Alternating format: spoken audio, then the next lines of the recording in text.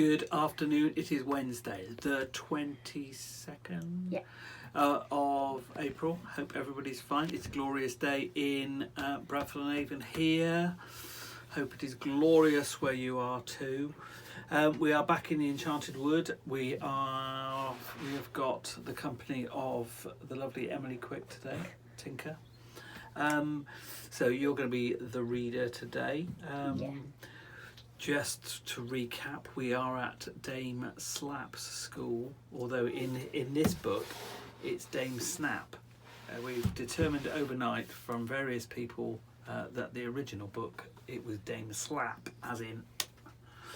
But it's obviously Snap in this book? No, in the politically correct version, this one is now it's Dame Snap, because slapping is not acceptable anymore. Not that it was ever acceptable. It's just it's acknowledged as not. You get the acceptable idea. now. Yes. But thank you to those people that acknowledged it overnight. I think Andrew, Sue, and Sharon, I think, all kind of acknowledged from the original book that it was Dame Slap, and that there was even a spin-off series of books about Dame Slap's school. So, who knew? Anyway, back in the Enchanted Wood, you're the reader today. We are still at Dame Snap's school. And they've got to escape from that. And this chapter is called Silky's Clock is Very Clever. So you're in charge of reading. Yep. I need that. Silky's clock is very clever. Joe sat hunched up near to Moonface. Silky and Beth and Franny talked together. The white goat sat on Beth's knee and slept. The 7 hens tried to scratch the hard floor and clucked softly. "Where's my clock?" said Silky suddenly. Everyone looked around the room for it. It wasn't there. "It must have been left behind in the schoolroom," said Joe. "Never mind," said Silky. "You may get it back if we get out of here in 3 hours' time." "I hope so," said Silky. "It was a nice clock, and I liked it, having feet to walk about on." "It's lucky not to be locked up like us," said Joe gloomily. "If there was a window in this silly round room, we might break in it and escape through that. But there isn't even a small window. And there isn't even a fireplace," said Moonface. "If there was, we might squeeze up the chimney." "Listen," he said suddenly. "There's someone knocking at the door." They listened. Certainly there was someone outside, knocking gently. "Come in if you can," said Moonface. "Unlock the door if the key's left in." But the key wasn't left in. No, Dame Snap had taken that away, you may be sure. "Who's there?" asked Silky. "Ding dong," said a voice softly. "It's my clock!" cried Silky excitedly. "Ooh," said Moonface, his big face going red with joy. "Tell your clock to go and get the key from somewhere and let us out, Silky."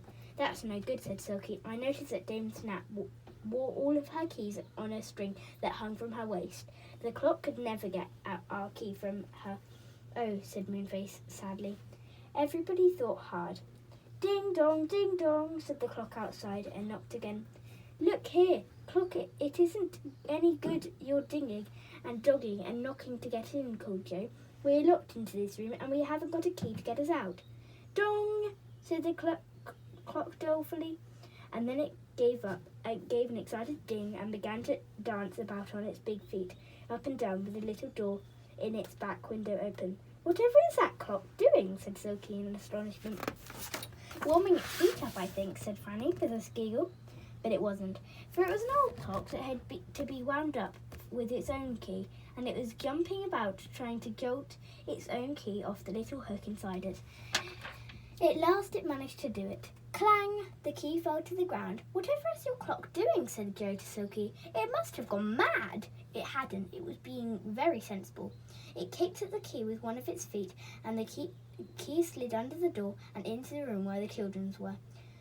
"Ooh, look," said Moonface in astonishment. "Your clock has jiggled its key off the hook and kicked it under the door. Silky, really, it's a most peculiar clock." Joe snatched up the key. "It might fit the door," he said. He tried it in the lock. It almost turned, but not quite. He was dreadfully disappointed. But Moonface grinned. He took the key and rubbed it with a little magic power that he kept in a box in his pocket. "Now try it," he said. So Joe slipped it into the lock once more, and it turned right round and unlocked the door. They crowded quietly out of the room. Joe taking the clock's key with him.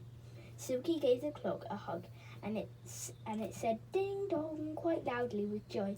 Shh, said Silky. Don't make a sound. We'll try and find our aeroplane, said Joe. Let's try to get out of the door in the garden. We shall soon find it then. They tiptoed down a long passage, but just as they got to the end, who should they see coming along but old Dame Snap herself. Quick, hide behind these curtains, said Joe. They slipped behind them, but Dame Snap had heard something and came up to the curtains.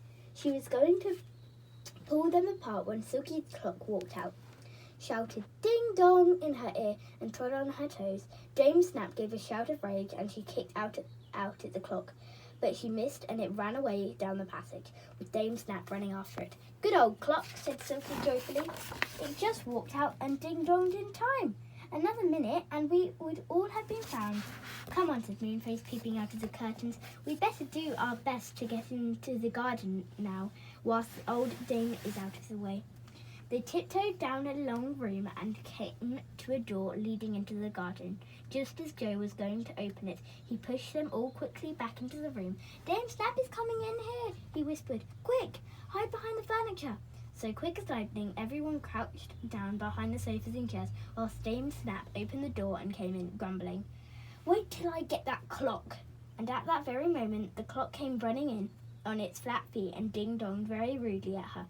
Dame Snap picked up her long skirts and tore down the long room and up the passage after it. The children and Moonface and Silky, the hens and goats, rushed to the door, opened it and crowded out into the garden. Find the aeroplane, quick! Cried Joe. They ran down the path and looked for the shining aeroplane. There it is! Shouted Moonface, pointing to the plane standing waiting on the smooth grass. They all ran to it and squeezed in. I don't like leaving my clock behind, said Silky. It has been so clever. I wonder where it is. Look, there it is, with old Dame Snap after it, cried Joe. Sure enough, they saw the clock waddling out from behind a bush, chiming hard, and Dame Snap was after it, panting and red in the face. The clock dodged neatly round a bush. Dame Snap tripped over a stone and fell down. The clock shot away to the aeroplane and Silky helped it in. It sank down into a corner and chimed 60 times without stopping. But this time, nobody minded. They thought the clock was really quite a hero. Dame Snap picked herself up and ran towards the aeroplane. Joe pressed the up handle. The engine started to whir and hum. The aeroplane quivered and shook. It rose gently into the air and left Dame Snap below, looking very angry indeed. Answer this question, shouted Moonface, leaning overboard. If 5 people, 7 hens, one white goat, and a clock go up in an aeroplane, write down how many times Dame Snap will have shouted at them by the time they get home. Everyone giggled. Do be careful where we land next time, said Beth. We really must get home soon. I think I know where we are now, said Moonface, as they flew over a curious land where the trees were yellow and the grass was pink. If you can fly straight on till you come to a silver tower, then fly right till you come to the land of seagulls. Then to the left, over the 3 Bears Wood, we shall be home. Right, said Joe. He watched out for the silver tower, and when he saw it, tall and gleaming, he pressed the handle marked to the right and flew on till he came to the land of seagulls. This was quite easy to know, for all round and about, flying on snow-white wings, were slowly the crowds of lovely birds. Joe flew to the left, and soon they were over the 3 Bears Wood and saw the rose-covered cottage where Goldilocks lived with the bears. Good. Now it won't be long before we're home, said Joe. He flew on till he came over the Enchanted Wood and then landed in a field not far from it. Everyone jumped out, then landed in a field Everyone jumped out. That was the most exciting adventure, said Franny. But, oh, quick, catch the clock, said Beth. It's trying to climb out of the plane and it will fall. Dong, dong, dong, dong, said the clock as it slid to the ground. We'll have to rush home now, said Joe, picking up his shovel. Goodbye, Silky. Goodbye, Moonface. See you soon, Beth. Beth, bring the goat and Franny and I will shoo the hens in front of us. They left the aeroplane for Moonface and Silky to do what they liked with and set off home. And dear me, how astonished their mother was to see the green-winged hens, the snow-white goat, and the fine garden shovel. You must have been to the Enchanted Wood, she said. We've been much farther than that, said Joe, and they certainly had, hadn't they? Da, da, da, da. That sounds like the end of the book. It does, but it's not, because It's tomorrow they're in the army of red goblins. Oh. Which sounds... I've got a different one. Have you? You're up to the land of toys. All right. That's Okay. interesting, isn't it? We Hang on. will... Yeah. Gosh, right, okay.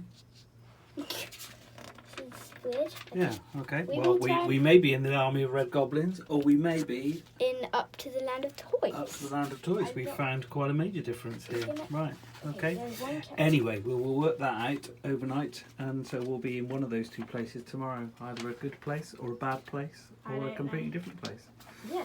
So let us say TTFN for now. Yeah. Thank you, everybody. Hope you have a magnificent day, and we will say farewell. Farewell. Farewell. TTFN.